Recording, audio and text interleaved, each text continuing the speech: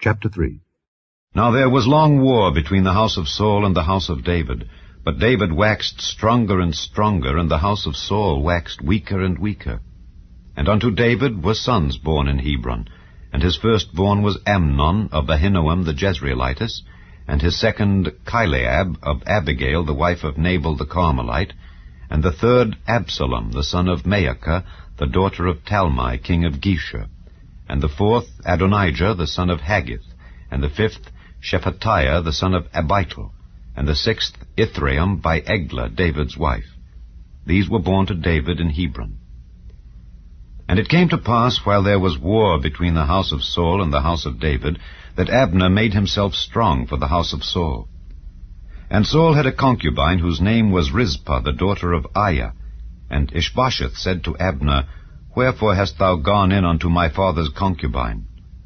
Then was Abner very wroth for the words of Ishbosheth, and said, Am I a dog's head, which against Judah do show kindness this day unto the house of Saul thy father, to his brethren and to his friends, and have not delivered thee into the hand of David, that thou chargest me today with a fault concerning this woman? So do God to Abner, and more also, except as the Lord hath sworn to David, even so I do to him, to translate the kingdom from the house of Saul, and to set up the throne of David over Israel and over Judah, from Dan even to Beersheba. And he could not answer Abner a word again, because he feared him. And Abner sent messengers to David on his behalf, saying, Whose is the land? Saying also, Make thy league with me, and behold, my hand shall be with thee, to bring about all Israel unto thee. And he said, Well, I will make a league with thee, but one thing I require of thee, that is, thou shalt not see my face, except thou first bring Michal, Saul's daughter, when thou comest to see my face. And David sent messengers to Ishbosheth, Saul's son, saying, Deliver me my wife Michal, which I espoused to me for 100 foreskins of the Philistines. And Ishbosheth sent and took her from her husband, even from Phaltiel the son of Laish. And her husband went with her along, weeping behind her, to Bahurim. Then said Abner unto him, Go, return. And he returned. And Abner had communication with the elders of Israel, saying, Ye sought for David in times past to be king over you. Now then, do it.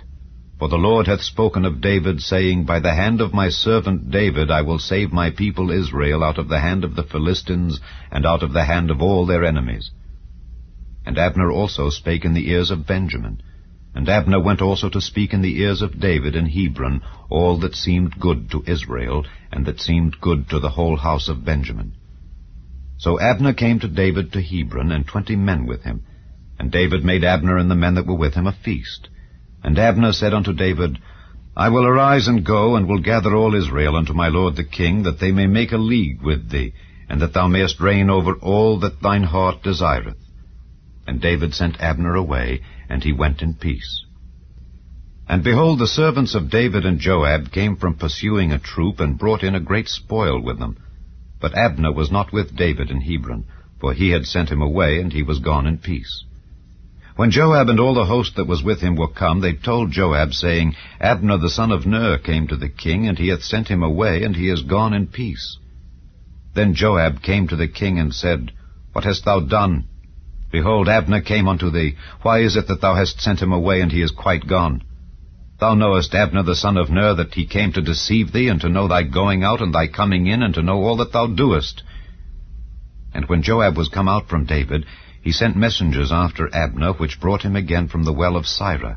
But David knew it not.